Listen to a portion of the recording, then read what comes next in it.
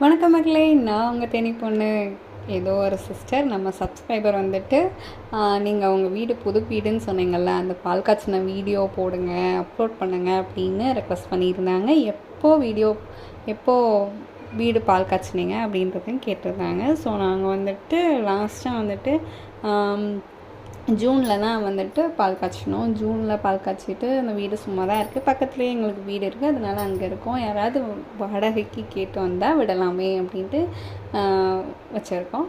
காலையில் எழுந்திரிச்சோடனே ஐயர் சொன்னதெல்லாம் வாங்கிட்டு வந்துட்டு அதை கோமகுண்டத்தில் போட்டு ஒரு கிரகப்பிரவேசத்துக்கு நல்லாவே நாங்கள் ரெடி ஆகிட்டோம். நான், என் குழந்தை ஒய்ஃபு, என் குழந்தை, என் மாமியார், மாமனார், என் வீட்டுக்காரர் எல்லாம் தாங்க இருந்தோம். என் மாமனாரோட சித்தி வேறு வந்திருந்தாங்க. அவங்க வந்துட்டு ஓல்டு தாங்க, பட் ஆனால் ரொம்பவே யங் ஆன லேடிங்க. ரொம்ப ஆக்டிவாக சுறுசுறுப்பாக இருப்பாங்க. எங்கள் கூடவே வந்துட்டு எழுந்திரிச்சு எங்கள் என்ன செஞ்சோமோ அதெல்லாம் கூட சேர்ந்து செஞ்சாங்க. எங்களை அந்த பால் காய்ச்சல் அன்னைக்கு வந்துட்டு வாழ்த்துனாங்க. பால் காய்ச்சல் அன்னைக்கு ரொம்பவே சூப்பரான 2 கெஸ்ட் வந்திருந்தாங்க. மாடும் கண்ணுக்குட்டியும் தாங்க வந்திருந்தது. மாடு தான் வந்துட்டு பால் காய்ச்சினா வீட்டுக்குள்ளே வரணுமாங்க. வந்து கோமியம்லாம் வந்து பிடிச்சி எல்லாருமேலேயும் தெளிச்சு விட்டாங்க. அதுக்கப்புறம் மாடுக்கு வேஷ்டி, துண்டு இதெல்லாம் கட்டி விட்டாங்க. அந்த மாடு எங்களை பார்த்து பயந்து நின்றுட்டு இருந்துச்சுங்க, என்னமோ செய்கிறாங்க அப்படின்னு. நாங்கள் அந்த மாட்டுக்கு சூடெல்லாம் காமிச்சு, ஆரத்தி காமிச்சு நல்லா வழிபட்டுட்டு இருந்தோம். எல்லாருமே வந்துட்டு ரொம்ப ஹாப்பியாக இருந்தோம். அந்த டயத்தில் 4 மணிங்க முடிஞ்சு 4 மணிக்கு இந்த வேலையெல்லாம் நடக்குதுங்க. நைட்டில் அப்படியே ரொம்பவே என்னடா நம்ம மட்டும்தான் முழிச்சிருக்கோம், வேறு யாரும் முழிக்கலடா அப்படின்ட்டு நாங்களாம் வேலை பார்த்துட்டு இருந்தோம். மாடுக்கு அப்புறம் வாழைப்பழம் கொடுத்தாரு என் வீட்டுக்காரு. வாழைப்பழம், அரிசி இதெல்லாம் வந்துட்டு ஒரு இலையில பிணைஞ்சு வச்சோங்க. அதை நாங்கள் கொடுத்தா சாப்பிட மாட்டேங்குச்சுங்க. அந்த கீரையெல்லாம் வந்துட்டு பிடிச்சி இழுக்குது அந்த மாடு. நம்மளால் அதுக்கு பேலன்ஸ் ஈடு கொட்ட முடியலை. அந்த அளவுக்கு வந்துட்டு ரொம்பவே ஸ்ட்ரென்த்தாக இருந்துச்சு.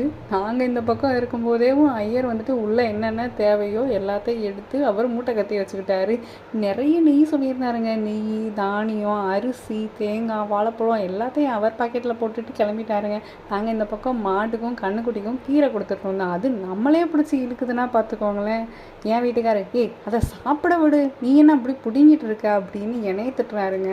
நானாக சாப்பிட விட மாட்டேங்கிறேன், என்கிட்ட பிடுங்குறா சாமி அப்படின்ட்டு நான் ஒரு பக்கம் புலம்பிட்டு இருந்தேங்க. எல்லாருமே ஸோ ஹாப்பி. இதுதான் நான் எங்கள் வீட்டில் பால் காய்ச்சிட்ட வீடியோ. நாங்கள் வந்துட்டு கீழேயும் மேலேயும் வந்துட்டு வீடு எடுத்திருந்தோம்.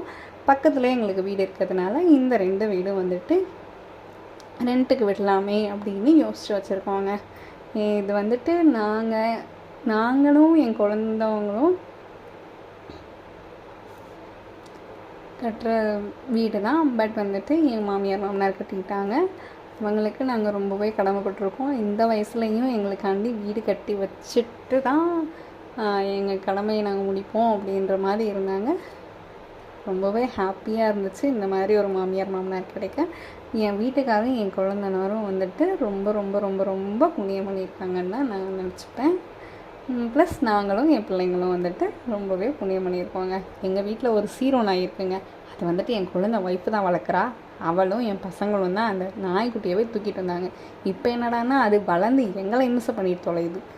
அப்பப்பா வந்துட்டா போதும், காலை நக்கிறதும் மேலே ஓய் நக்கிறதும் அப்படியே நம்மளை தள்ளி விட்டு கீழே விழுந்துருவாங்க. அந்த அளவுக்கு ரொம்ப சந்தோஷமாக இருக்கும். நாங்கள் போயிட்டா நாங்கள் வந்துட்டு வேறு ஊரில் இருக்கோம். அங்கேருந்து இங்கே வந்து என் மாமியார் மாமனார்லாம் பார்த்துட்டு எல்லாத்தையும் விசிட் பண்ணிவிட்டு ஒரு ஒரு மந்த்லி ஒன்ஸ் இல்லை ட்வைஸ் வந்துடுவோங்க.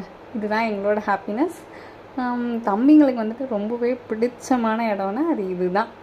இங்கே வந்தால் தான் அவங்களோட பாலுத்தனம், சுட்டித்தனம் எல்லாத்தையும் ரொம்பவே வந்துட்டு எக்ஸிக்யூட் பண்ணிடுவானுங்க. அதுவும் அவங்க பாட்டியம்மாலாம் எடுத்துக்கிட்டிங்கன்னா, ஏம்மா பிள்ளைகளை அடிக்கிற திட்டுற அப்படின்ட்டு நம்ம பக்கம் திரும்ப ஆரம்பிச்சிருவாங்க. அதனால் அங்கே போயிட்டா அவங்கள திட்டுறதும் கிடையாது, அடிக்கிறதும் கிடையாது. அவங்க இஷ்டத்துக்கு அவங்க பாட்டுக்கு தெரியுவாங்க.